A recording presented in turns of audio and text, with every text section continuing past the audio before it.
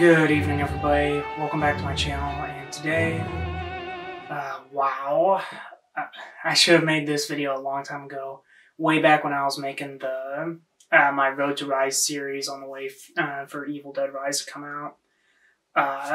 So back when I reviewed Army of Darkness, I remember saying that I'd go through all the different cuts of the film that I got. So I believe it was last year that was the 30th anniversary for the Army of Darkness film. So Shout Factory made a steelbook that contained 4 different discs. 2 of them were the theatrical cut, although one of them was a 4K remaster, the other was a Blu-ray. One of them was the director's cut, and then the 4th disc was the international and television cut. Now, I originally thought that it was just going to be 1 cut on that disc. Turns out there's actually 2 cuts on the international and the TV. So I basically ended up watching through all 4 different versions. It kind of helped that I've already seen the theatrical version before.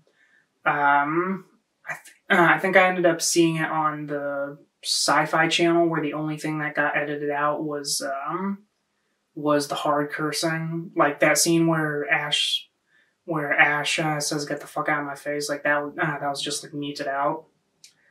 But aside from that, I'd also already seen the director's cut back when I did the review when Evil Dead Rise was releasing. So really, the only cuts that I hadn't seen up until now were the international and the television cut. And I gotta say, like, there's not that much of a difference between the films. Like, this isn't like Zack Snyder's Justice League, where like they added so much stuff back in that's basically a different film. The extended versions of movies that come out these days, where they just add like a few minutes, but ultimately it doesn't really mean anything. Like, if you guys remember, like last year or 2 years ago, during my disappointing films, I cited both the extended version of Halloween Kills as well as the extended edition of Spider-Man Far From Home. And that was because they literally added like 1 or 2 minutes of footage into that movie. Far From Home actually pissed me off even more because they actually re-released that one into theaters, and I paid the full admission for it just to watch 2 scenes. One of which wasn't new because it was already leaked online. Before I go on to a whole tangent about that, I'm getting back to the whole Army of Darkness thing. So there's not too much that's different between the cuts. Basically, the main difference that I saw is like between all the versions is that scene in the windmill with the mini Ashes. That whole sequence is basically like something right out of the Three Stooges. Which makes sense because both Bruce Campbell and Sam Raimi like love the Three Stooges. What I remember is the length of that whole scene varies between cuts. Where in the director's cut, it goes on for a little bit longer, where Ash ends up killing another mini Ash by like bumping him into the fireplace. There's a couple more hijinks where the little guys like drop a bucket full of some kind of goop onto his head, and because of the floor being sticky, he's basically running in place, kind of similar to like how Scooby-Doo did it in the original cartoons. And then my favorite part of the segment is actually this sort of alternate scene of where Ash like gets his face like stuck to that stove, so he uses the spatula to like basically pry it off. So right after that, he hits his head on this pipe, which he then smashes, and when the pipe breaks, like he ends up getting a face full of soot, and that's how his face is like partially blackened in the film. And I really like that they added that little scene back into the director's cut because they actually then reused that for the first episode of Ash vs. Evil Dead Season 2. But that whole sequence is basically the whole brunt of what I noticed that they added back into the director's cut. I know that they said, like, I think there was like an 11 minutes or something that was added back in. But those are most of the scenes that that was like the most memorable scene that I remember being changed, at least across all the versions. The international cut, I remember there were some parts that were either extended or shortened, kind of similar to the whole mini Ashes scene. The one that I remember extending the most was like the very beginning, where Ash ends up in the Middle Ages at the start, like picking up where Evil Dead 2 left off, and he's cornered by Lord Arthur and his men. And instead of Arthur immediately taking him prisoner, Ash actually gets into a fight with Arthur, and he nearly escapes. If not for Arthur just backhanding him and then having his men take him.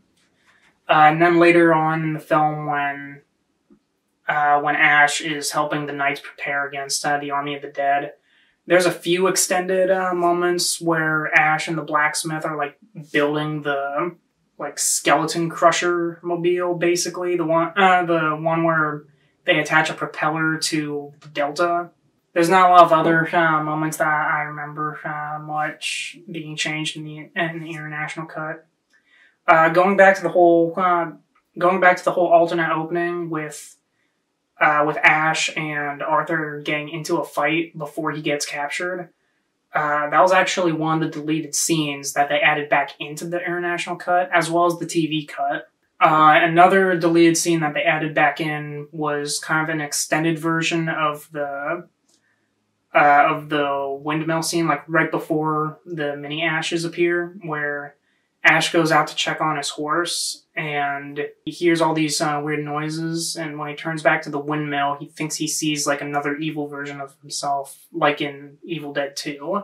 I actually kind of wish that they added that part back in, at least the part where he sees like the evil version of himself in the doorway, because I think that makes a little bit more sense as to why in the theatrical cut he just bolts straight towards the mirror and destroys it. And I guess that does make sense either way, because back in Evil Dead 2, like there's like an evil version of Ash in the mirror who like starts choking him, and then Ash realizes that he's actually choking himself because he was hallucinating. So that kind of makes a little bit of sense, but I still wish that they kept that part in where the evil version of Ash is already there in the doorway, and that's what makes Ash destroy the mirror in the first place. There is one last deleted scene that was on the theatrical cut disc, and that was like a really short segment of after Ash rallies Arthur's men, he rides off and meets with Henry the Red to recruit him in helping them defeat the army of the dead. I also kind of wish that they had that one back in, because if I remember back in the theatrical cut, all Ash really said was that they'll get Henry's help, but they never actually show anyone going to get Henry. If I recall correctly, they don't even send a knight outside of the castle with him being tasked to go get Henry. And even if they did, I think it would have absolutely made more sense to have Ash go and seek him out, because as Henry said in the deleted scene, Ash saved him from the pit at the very beginning of the film. Those were all the deleted scenes that I remembered. It was nice that they added two of them back into the international and television cuts.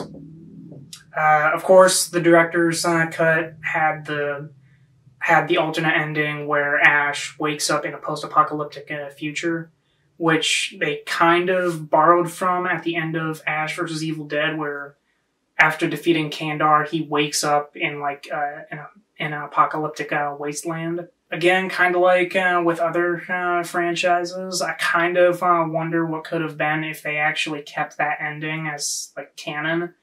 And then, like, if they ever did a sequel to Army of Darkness, it would have had, like, Ash being, like, fighting in an apocalyptic wasteland, which is what they also could have done with Ash vs. Evil Dead Season 4 if it didn't get canceled.